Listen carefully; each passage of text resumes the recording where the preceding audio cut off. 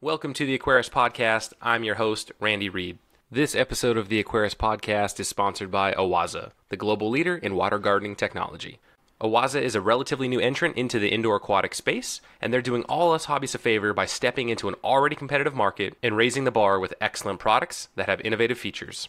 One of the coolest features to the OASE line of power filters is seamless built-in heater integration.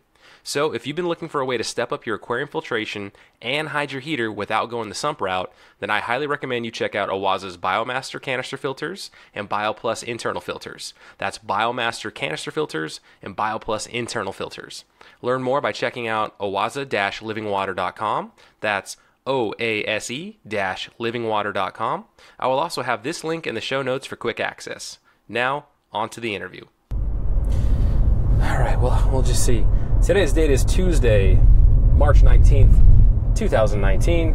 This is the Aquarius Podcast featuring the Cory Chronicles. This is volume number 2 of the Cory Chronicles. The people have spoken. The outpouring of comments on YouTube, Facebook, Instagram, Podbean. It was overwhelming. Shut down the server. The people spoke and they wanted more Cory McElroy. And it is McElroy.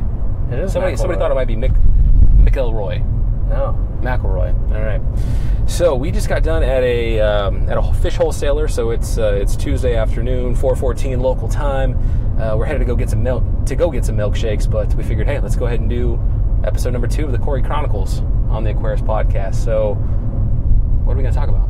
You said you had questions about big fish. Big fish. All right. So in a previous life, not even so much in a previous life, but in a different time of your Aquarius journey, you've kept monster fish. All right, and so would you classify the Datnoid as a monster fish?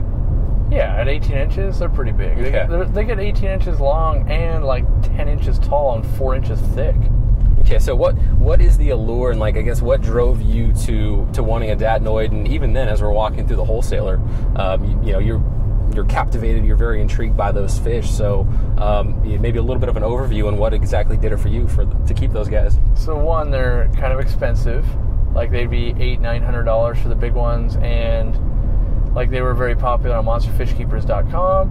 And what I like about them is they don't kill other fish, they swallow fish. So as long as you kept them with other large fish, they're not aggressive. And they've got this cool like tiger stripe pattern. They look really cool with clown loaches, and they can be kept with clown loaches, and they take forever to grow. So when you have one that's really big, you're like, wow, that guy's been growing it, or girl's been growing it for like 12 years. And so it's like almost like a status symbol. Whereas like an arowana, for instance, you could have one that's 3 feet and you're like, yeah, it's only 3 years old. Like, it's not nearly as much of a time commitment. So getting those big ones, that's why they were worth so much money, is because no one wanted to sell them. It took forever. They'd be a little bit finicky, getting them to eat when they're young and that kind of stuff. So, and they were like, even at 2 inches, they'd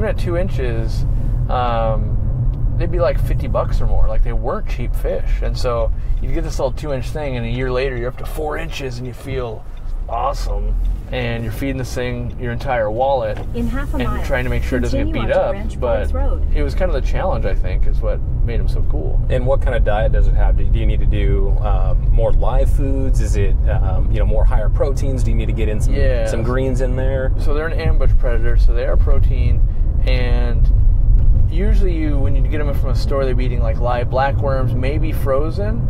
And then, like, the ultimate is like, oh, I got my Datnoid pellet train finally. And so once you got them on pellets, it kind of became a lot easier. But they didn't take to that very easy at all, because there were a lot of more wild caught and that kind of stuff. So it was something. And then there's a whole other thing when it comes to Datnoids, where are they stable? And what that means is their coloration, is it stable, or are they constantly stressed out? And so if they're constantly stressed out, then they're going to look kind of washed out, and their bars won't look quite right. And you have things called the wide bar Datnoid, the skinny bar Datnoid. Like, there's one with like the extra stripe. Turn left to I-4 East. See if I can turn this GPS down. But there's all these little variations, kind of like clown loaches, how you get the different patterns. They have an extra stripe. Is it a keyhole pattern? Is it a puzzle piece pattern? Like, when you kind of become obsessed with a fish, like, all these little nuances mean a lot to the different people collecting them and pining after them. So it's kind of like when you're a car enthusiast and that car is limited edition because they never made that car in that color except for like the pre-launch edition type of deal. So it's like its own little subculture. And how do you think that culture, that subculture of Datnoid keeping, do you think has it fallen off a little bit? In my first foray into fish keeping in the early mid 2000s, like Monster Fish Keepers was definitely a site that I was constantly on. I love seeing these massive projects that people were undertaking, building out entire shark tanks in their basement. Like that was so cool to see. Do you see Datnoids as still being a popular fish, or do you think that it's been a little bit on the decline? Well, I think I'm not as active in that scene, so I might be inclined to say it is less popular. That being said, it's probably the same popularity, but it didn't weather well through the forums, and like overall in that group, I feel like there was a lot of elitism there. Use the left and lane so, to merge onto with that came personalities and conflicts, and you kind of lose sight of why you're doing fish keeping. And I feel like there's probably just as many Datnoids still being sold and people still love them, but now it's not as much of a competition of look how many big Datnoids I have compared to you. And it was, for a while there, if you didn't have big Datnoids and peacock bass and a few other fish, you weren't really doing monster fish keeping, and that became such a cookie cutter setup that I think people burned out on it. And to take a step back, so the Datnoid, where is it native to? What kind of a biotope setup would this fish be coming from? This is where I'm always weakest when it comes to fish, and I believe they're from Indonesia, and a lot of them will come from brackish water, like the silver dat is definitely brackish, and there's a few others, but I believe they're an Indonesian fish, and I couldn't tell you specifically like what part or what river, what lake, that type of thing. Do you know fast water, slow water? I actually don't. Okay. I don't know enough. I mean, they're an ambush predator, so I don't think they're in very fast water, but that has always been a very weak part of mine, because the reality is I don't care that much about where they come from in the wild, because I'm keeping them in an aquarium, and I care about what they really want in the aquarium. And sometimes if you have no insight to go off of, you look to nature. But if you already have a fish that's well established, why not go with like, this is the way to keep it in water in a home? So that's where I always focused. Yeah, my personal take, and again, this is something that I love about this hobby, is that there's so many facets and so many angles that you can focus on. And in the end, as long as the fish is healthy, right, like that's going to be number one priority. Yep. But you can focus real hard on the biotope aspect and create some really cool stuff and have that spitting image of where a fish might come from, checking every parameter box. But at the same time, you can just have a really healthy fish, and it could be in a non-biotope tank, if you will, and still appreciate it just as much as somebody that's biasing super hard on the biotope aspect. Yeah. And so for me, that's not even like a poo-poo. It's just, oh, okay, that's cool. I think I want to say like Sumatarian. Like, I can't remember exactly how to say it, but because they're known as the Sumatarian tiger. There's a few collection locales, and that would lend itself more towards the wide body or the thin bar, or wide bar or thin bar. And there was the silvers. So there was like 4 or 5 varieties we could actually get our hands on. And then you'd have the sister species like the nandis fish, and some of the like if you really got into those and you had smaller tanks, you'd start getting into Tenopoma leaf fish and the ansorges and some of the other like fish that are like sister species kind of. Oh, very cool. So, all right, and so what I want to do is take a quick little pause to say that if it sounds different than the previous episode, the recording, I've abandoned the giant full-size microphone. Yes. So now Cory and I are both using the same lapel mic, so we're using some Rode Smart Labs, and I'm trying out this new SC6-L. This is by no means an advertisement. I am not being paid by this Australian company to advertise this, but it's recording directly to the iPhone through their app. It's on 2 separate channels, so hopefully if I need to clean anything up in post, that'll be easy. But yeah, I don't look like a nut job holding a microphone with a pop filter or a dead cat or whatever the hell it was that was on that microphone. It's all the same description, you're just not holding a microphone. Yeah, so good times. All right, and so let's talk about giraffe cats. Yeah, so I fell in love with those guys after I fell in love with the Tarashukan Nigerian catfish. And they're a catfish that get about 3 feet, the armored cat, and they got these big gnarly spikes on them. And what I liked about them is that they were super gentle and wouldn't kill other fish. Turns out they don't do anything though. And so like there's these big logs, they're like, that thing looks like it'd rip your arm off, sometimes called the ripsaw catfish. And yet it never did anything. You could go pick it up in the water and it was just super chill. And so then I wanted a more active giant catfish that was more laid back, and that was the giraffe catfish. And you know, it's kind of cool, like that. For some reason, I did read into that one, right? Because you want to kind of know, like, how big is this thing going to get? And, you know, it lives off hippopotamus poop and that kind of stuff. Like, that's so awesome. Yeah, so you learn some crazy stuff like that. And it's like this giant vacuum cleaner of a fish that just, like, substrate goes in and comes out its gills at 1,000,000 miles an hour. Well, I would guess a hippo is going to be like a horse in that its poop is still very, like, fibrous, right? Uh-huh. Okay. So they just follow the hippos around and they go to the bathroom and they're like, oh, let me get some of that. So it's almost like, you know, granted they have that giraffe pattern, but it's a shame it's not the hippo catfish. Yeah. Yeah, so it's, yeah, the pattern's super cool, and, you know, you kind of get lured in by the dwarf giraffe catfish, which still gets very big. And I just, in general, I love big fish, but I also, I can't stand it when fish are, like, fighting and eating each other or killing each other. And so I was always researching what else was big but not troublesome. And that was these guys, and they ended up being kind of troublesome. Like, I had some with my original Maboo puffer and that kind of stuff. We ended up donating it to a store when I was going to open my store, I donated my 2-foot giraffe cat to another store because I didn't think I could open a store and move, and wasn't going to move that big tank. And we ended up selling that tank off. And so, interesting story to those people that know the way back. The original name, or the name of that fish, was Dorcula. That's where my wife got I was going to ask. Online name Dorcula. And so how did the name Dorcula come about? Because it was just, you know, like, oh, that fish is being such a dork, you know, and then somehow I just, like, Dorcula came about. I don't remember the exact reasoning, like, you know, Count Dorcula or something. And, but it was a super cool fish, and we loved it. We didn't want to get rid of it, but at the same time, a fish that's 2 feet and, like, you know, California burrito size round, like, that thing's chunky, eats an insane amount, and it was stealing all the food from the clown loaches and the iridescent sharks I had that were kind of 2 feet. And then we had the puffer and all that. And it was like, okay, we need to thin some of this down because I can't stay up on the maintenance. And we're moving to a house that wasn't set up for a fish room. So it's not easy to put a 6-foot by 6-foot by 18-inch tall tank in someone else's house you're renting, right?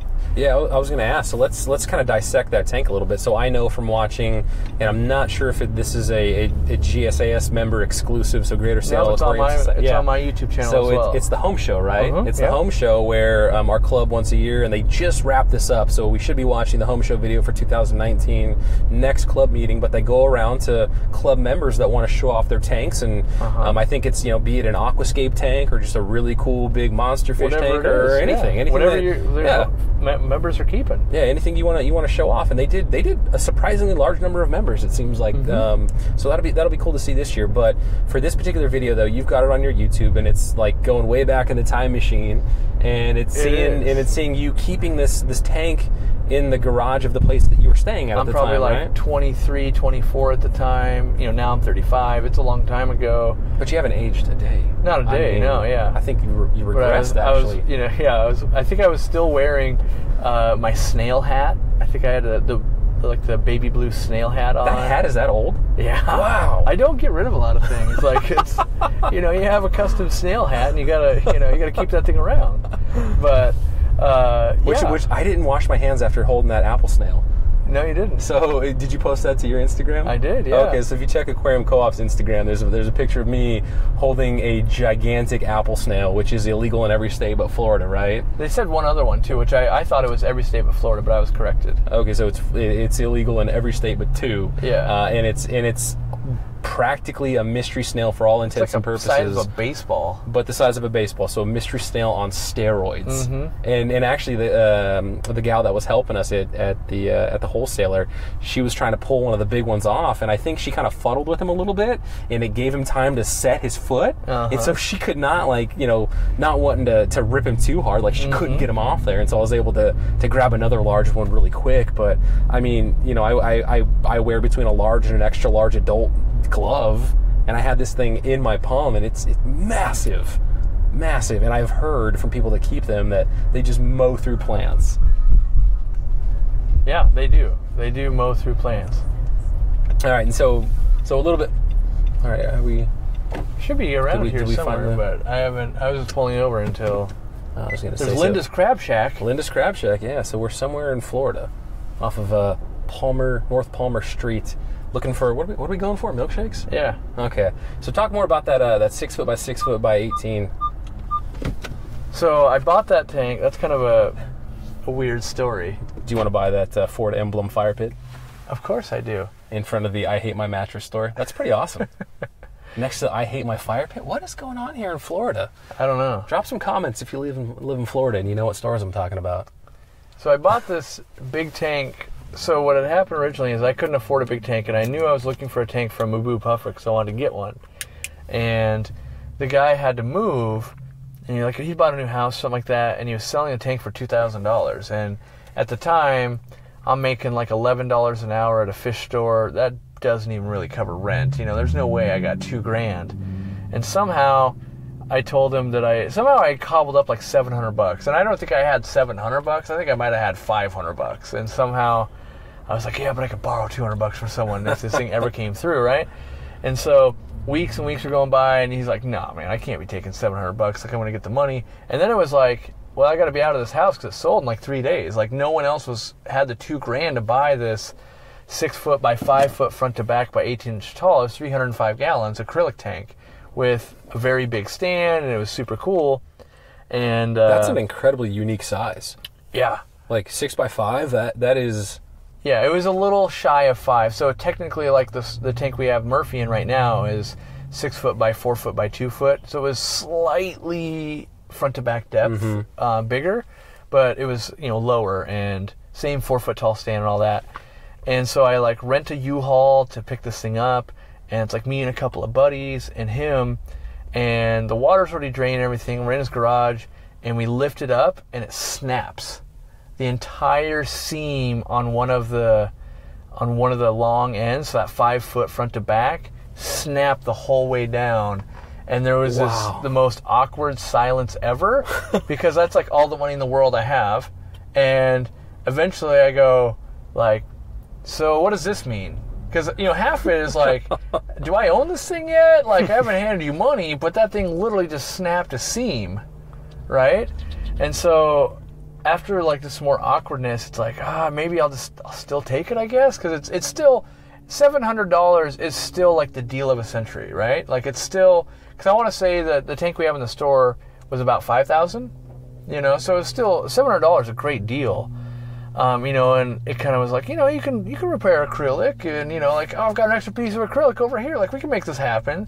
And that was actually how I learned to weld acrylic and everything. Is we did do that. We got it, and I think my wife's got some super old pictures of my friend Ben and I, and we've got this thing propped up on its side, and we're learning how to use the game night Ben. Yeah, game night Ben. Yeah, nice. So we're learning how to use Weld on 16 and Weld on 4, because one's very runny that'll get into the crack, and then one is more of like a traditional super glue gel. And so we cut this long 5 foot strip at an angle. We're going to glue it on the inside. So on the outside, we fill the crack with the very thin stuff to like. The good news about acrylic is when you do bond it back together, it basically becomes one piece of acrylic again. And then on the inside, down that whole channel, we put the thicker acrylic, and then that piece we cut at an angle to just reinforce it so that when we lift that thing back up, it didn't snap again, right? So if the acrylic essentially melds to be one piece again, do you think it was just I guess it couldn't have been a bad seam to begin with, because then the tank would have just busted. I have a feeling there was like a stress fracture or something like that, and just lifting it up was enough to send that crack into motion. And then, I used that tank for 3-4 years after that, never had a single problem. But it was definitely trial by fire, because it was just like, there wasn't really any going back. I was already rented the U-Haul, and like, I could probably fix it. Like, I'd researched how to fix acrylic tanks. Like, I tried to fix an acrylic tank one time before that. It was probably a year before, and it was like a 75-gallon acrylic kind of taller tank. And I tried to use the Marineland version of Mighty Putty, essentially, because it already had fish in it when it started leaking. And so there's a 2-part epoxy that you can use to put like corals and that kind of stuff together in salt water, and it worked. It actually. We put enough on there, it finally stopped the leak, but it was so ugly. So how long did you have this tank for, this 6x4 I think it was like 3 or 4 years. Okay. And then what ended up happening with it? Just sold it? We ended up selling it off to a guy I think you would know now, and that is like the leader of the North Sound Aquarium Society. Nick? Nick, yeah. Oh, okay. I sold it to Nick, and so then he had it for a while and all that, and I think he ended up getting rid of it, but tanks like that, they kind of keep moving around from like different hardcore local hobbyists, like, here's a deal, and I think I got rid of it for same exact price. It was $700. It came with the lighting and all the other and the sump and all the stuff I did. It was one of those, I knew I couldn't really move it, / you have to rent a U-Haul just for that thing, so like it cost me money just to move it, and I knew that I needed to get like a better tank for the store because that footprint didn't really work, and at that time I had other like acrylic 180-gallon tanks, and I had a custom 170, and so they were a better footprint to be in the store, and this thing was kind of the odd man out. And that being said, when my 340-gallon glass tank, which is in my living room right now, is now acrylic, when that thing burst, we ended up buying a tank that was Murphy's tank as it is now, and it was essentially the same size, but this one much better build quality and thicker acrylic, and never had any cracks or anything like that go on. And yeah, Jason from Clear Fabrications, who you featured on your channel and also has been a guest on this podcast, does just artisan work. So we went back and talked about artisanal. This dude does artisanal, like handcrafted. If he's gonna make cars, this guy's making like Bentleys, right? Like he's putting these things together by hand. So he's the only guy that has, like, I think officially on the website it's 10 years, but he literally says lifetime warranty. He's like, just because if something ever crazy went down, he's like, I had to put a number, but he's like, I've never had a tank fail ever yet. He's been making a lot of tanks for a lot of years, and he won't be the cheapest, but he will build it. He'll overbuild it, and you won't get any bowing, you won't get any of these traditional crazing problems and all these things. And once you've had a tank blow out, you know what the value is. Yeah. Like, it cost me a lot of money when that happened, and so, like, let's say I have to overpay by 20% for this tank that will never fail. You're buying that insurance policy right from the get-go. That's one time. Like, this will never be a problem again. And people, when they see tanks of that caliber, when you go to resell it, they're like, oh no, this is worth it. Because it's like, wow, like the 800-gallon he built, it's 1-inch thick acrylic. Like, I feel like that should be almost an advertisement. Like, this was a Clear Fabrications tank. So I do buy tanks when I see, like, on Craigslist when they pop up. Like one in Corpus Oskin's fish room. It was a 2-foot cube. I bought it purely because I knew it was made by Clear Fabricators Inc. I never ended up using it. I gave it to Joel.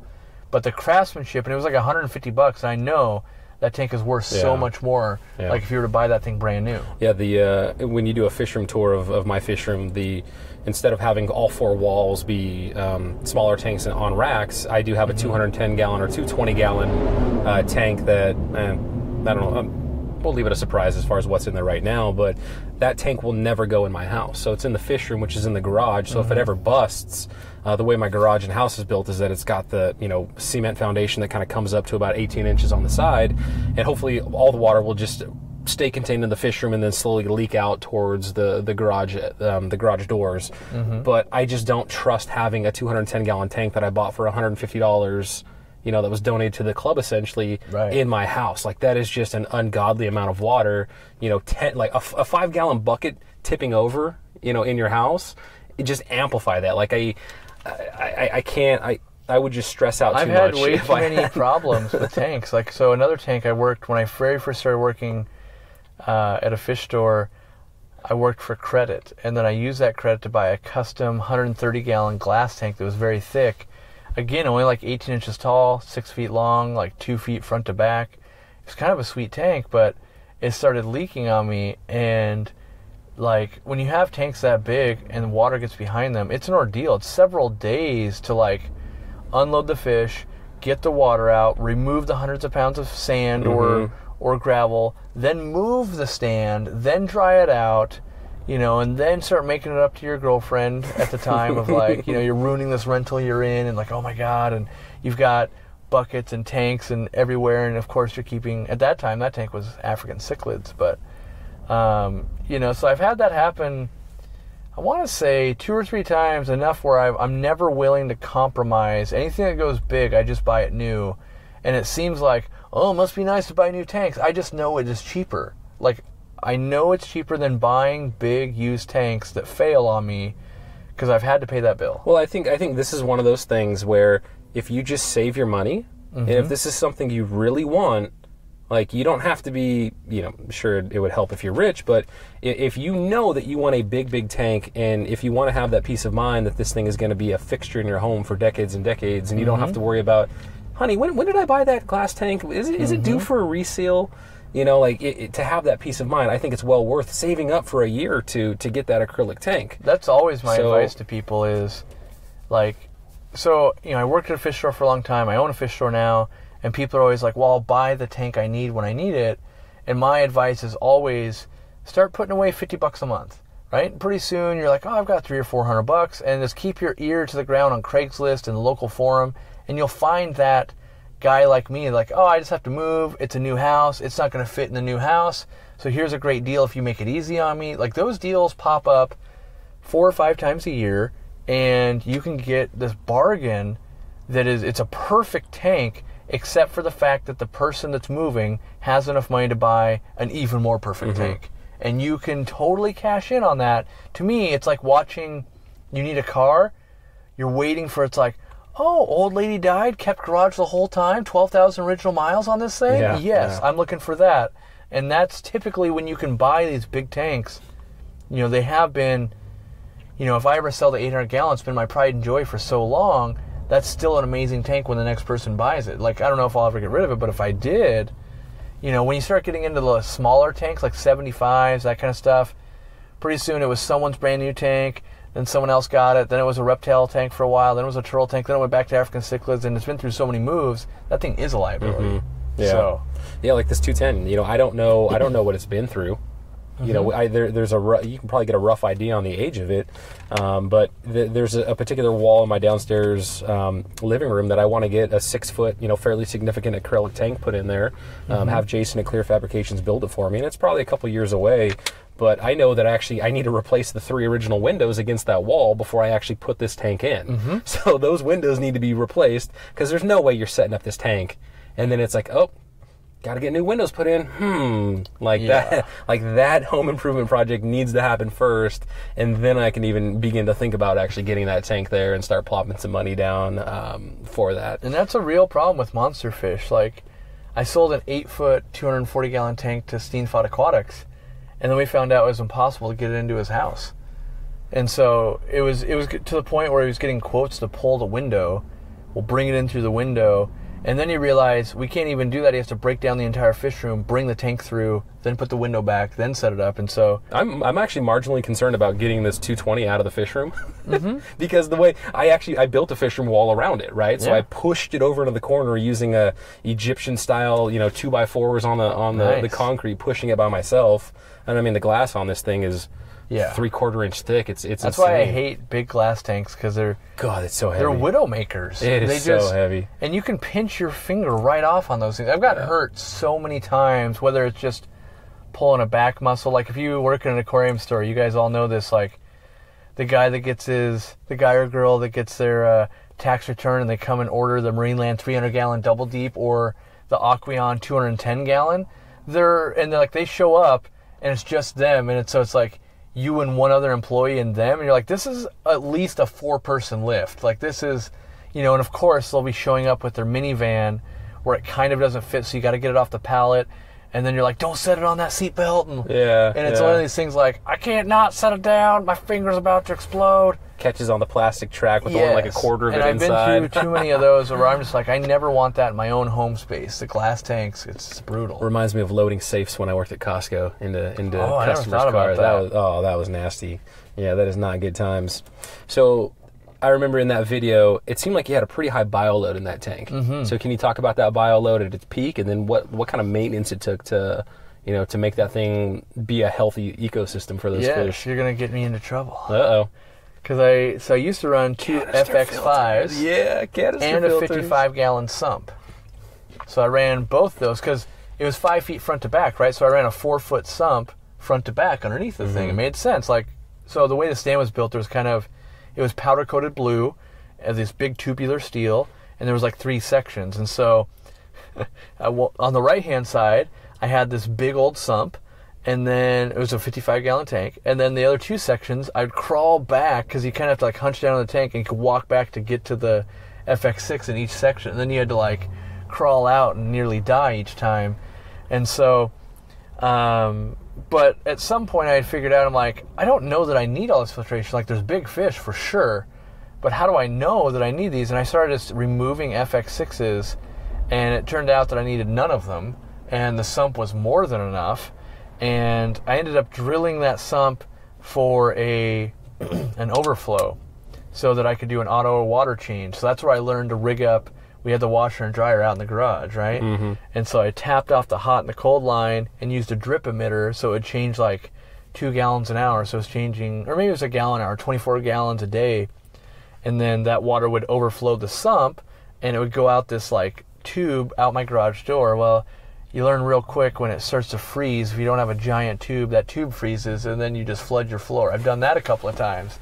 Like you get the one, like that's a mistake. The second time, there's no mercy from the, I think it might have been fiance at that time. Like you're making me feel so much better about my recent flood. Yeah. You're making me. You have to, I tell people all the time, you have to go through these mistakes so that you know what to avoid. Like when I'm talking with Dean gets it because he's just done that mistake. He's like, yeah, I've done that. You know, and that's how you know, like, we're going to make sure we avoid that in the next build.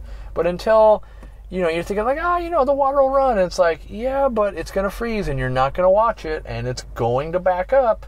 Well, it's crazy that as it's, 77 degrees, even in freezing temperature, you would think that that would be warm enough exiting that it'd be fine. But no, it does. It happens. It freezes. Yeah, and so you come home and you're like, why is there water everywhere? Like the first time it happened, we thought the washer had gone bad. I almost had a mini stroke. Like when I came in, I'm like, this doesn't... Yeah. What is this?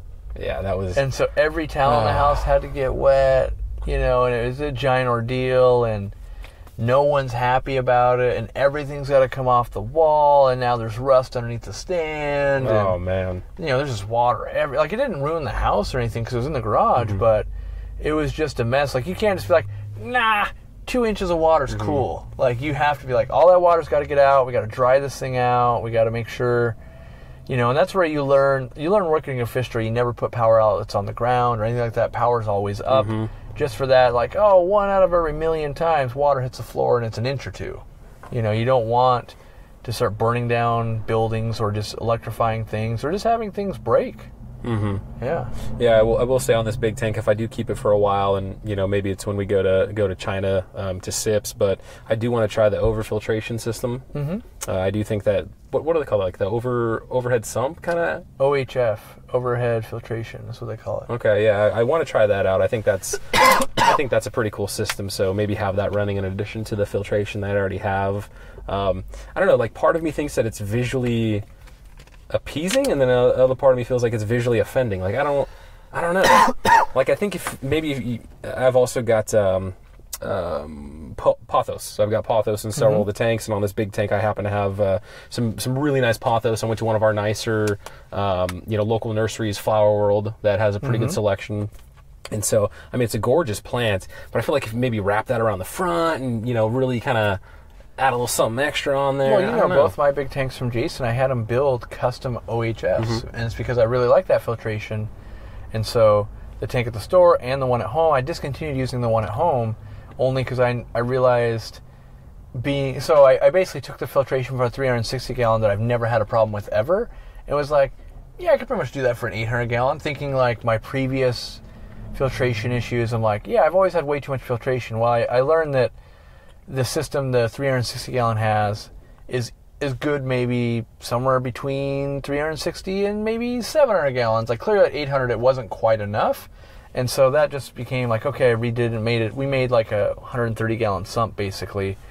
And but I do like that filtration, and I think it looks cool, and because it's not down below the stand, I feel like you keep up on it a lot more. You're like, let me swap the pad out. Let me not have to crawl down in there. I think in our market, though, we just have to get used to seeing it, though.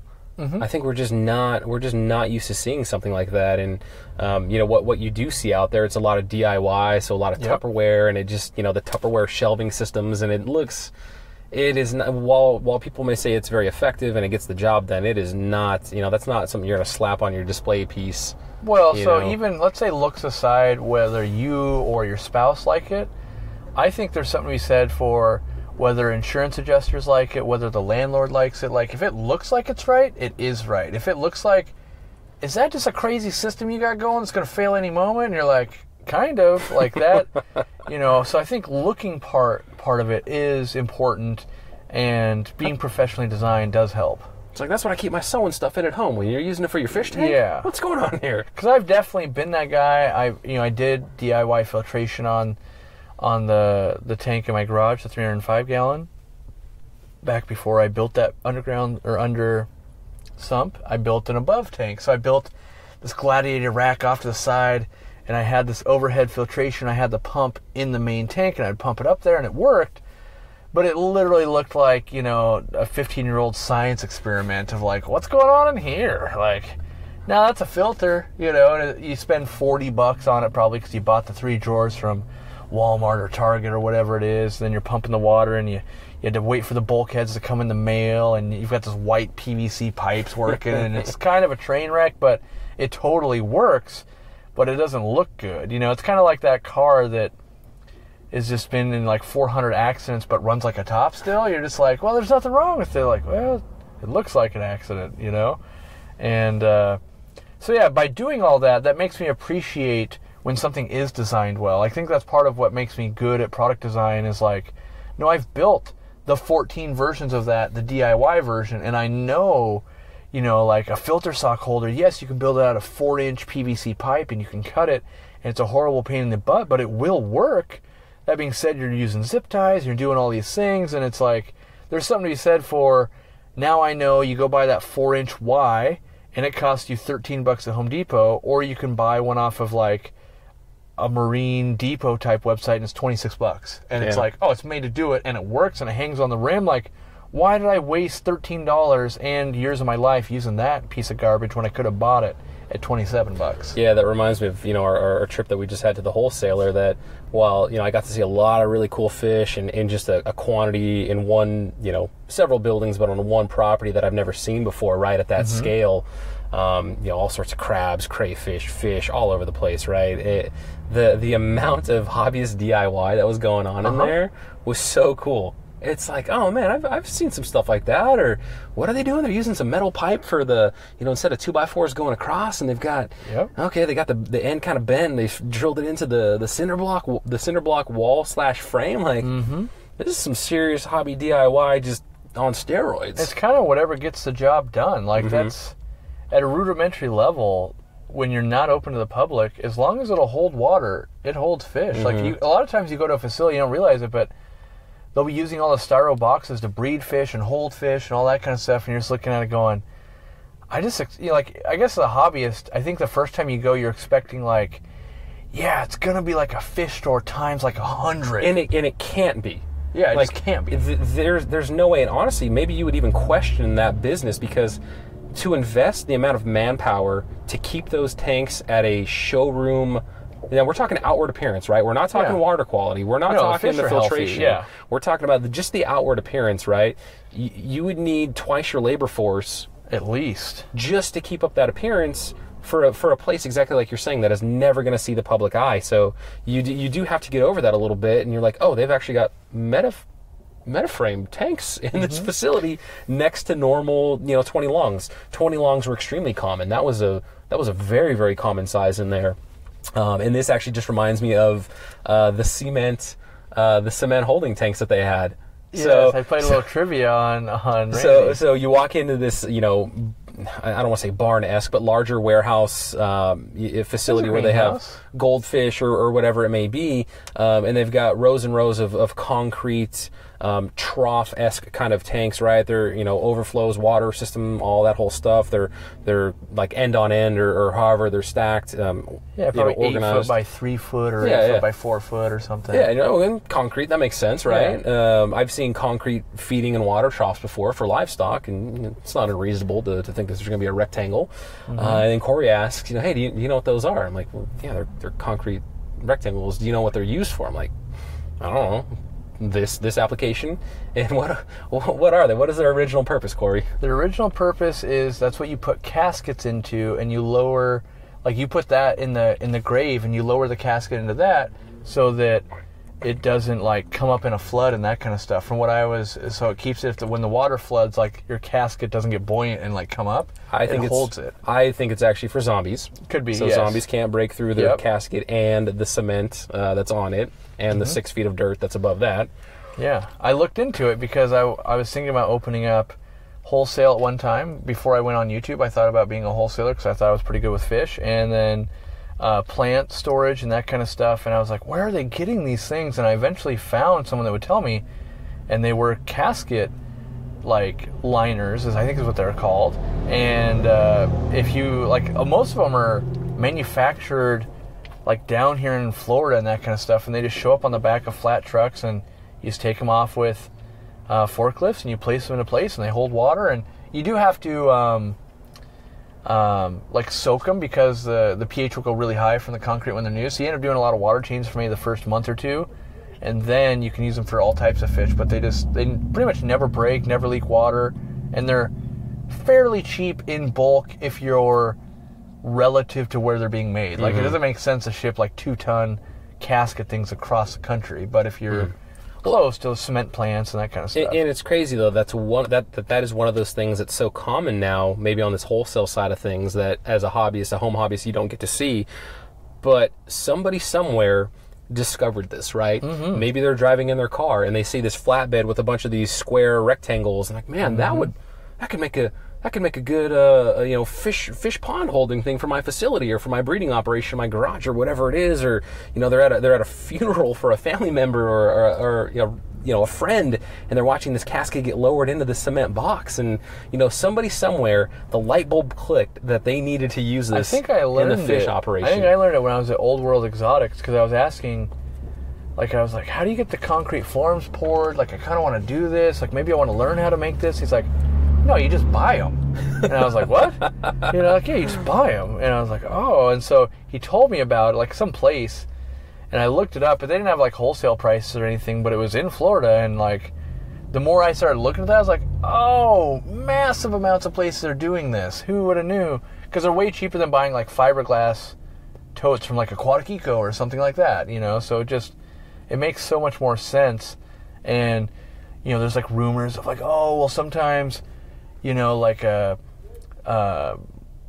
mortuary or something will bring in a ton of them, because they bring them in, they like stack them when they bury people, right? So if you can find one that goes out of business, so there's like a bunch of extra ones, like they don't get used, they either are used or are unused, and they just get stacked somewhere. And so, but I've never seen it. I've always had my eye for them. I don't know what I'll do with them, but they just seem ultra handy. Of like, check out these 8-foot by 4-foot ponds you can drop anywhere that hold water. Yeah, I want to listen in on that first phone conversation when the hobbyist or the wholesaler is calling up that cement company, that business, to order those, and they're like, what funeral home are you again? Oh, no, we're Billy Bob's Wholesale Fish Market. What? Yeah. All right, Cory, so we hit 42 minutes. So we are on milkshake hunt right now. Yes. In the town of Plant City. It's Plant City, Florida is where we are. We actually are in Plant City, Florida. Plant City, Florida, straight up. All right, let's see here. So we're gonna call the end of Cory Chronicles Volume 2 done. So thank you all for listening in. If you want to hear more, you're also now the first guest to appear thrice. Yes, got to be good for something. Got to be good for something. I mean, I haven't appeared yet, so maybe this will never see the light of day. This is true. This episode right now? Yeah. Okay. So technically, like, you can't give me that accreditation until down the road. And you're like, you were the third. You're the third person that's been recorded. Third person ever. There you go. So far you've been recorded, and then as people listen to this, you will be the third person that has been actually... I'm also the most heavily edited for swearing ever. Yeah, this is actually a nightmare, folks. You have no idea how many times how many hours I've spent editing Cory in his sailor mouth. Have you ever had to edit some stuff out where people are like, oh my God, actually that can't go live? I think there's only been like 1 or 2 like F-bombs dropped. There have been a couple where I've had to... Did you edit them out, or you let them slide? No, I edited them out. Oh, okay. Yeah, I try to keep this a family show. Yeah. Okay, I can't scare the kiddies away. Certain level of standards, I guess. I don't know those standards, yeah. You barely pass the standards. I bet, yeah. Yeah, you get a free pass because you sign my paychecks. There you go. But no, I mean, I haven't had... No, there's only been one episode, so this would be episode 51. Maybe I hold this for a little bit and release something else as episode 51. Anyway, in that time I've been doing this, there's only been one episode in its entirety that I've actually re-recorded with a guest, and that was very early on. And I think I talked about this maybe like episode 20 or something, or somewhere in that range with another guest, but. I just didn't do a good job as an interviewer, and I felt that I did not do that person justice, and so I came begging and groveling to them, please give me a second chance, please give me another hour of your life to record an episode so I can make sure that I ask you questions and I frame things and lead you in a good, so I'm being a good steward of your time and representing you to the audience. This might be my first paid gig, by the way. Oh, with the milkshake? Yeah, because I demanded, I was like, if I'm doing this while I'm driving, you have to buy me a milkshake. Oh, and he fought it at first, because he's on business for me, because we're here in Florida for Aquarium Co-op, and I said, no. If I'm working for you, then you owe me a milkshake. What he doesn't know is I'm going to use the company card. Yeah, because I had to buy breakfast and lunch so far. He can't hear me, but I'm going to use the company business card, folks. The joke's on him. I'll end up paying for it regardless. Somehow I'll end up paying. I know that. All right, everyone. I hope you enjoyed this episode. What was the sign off again? You say buy all my stuff. Buy all my stuff, yeah. And till next time, folks. All right.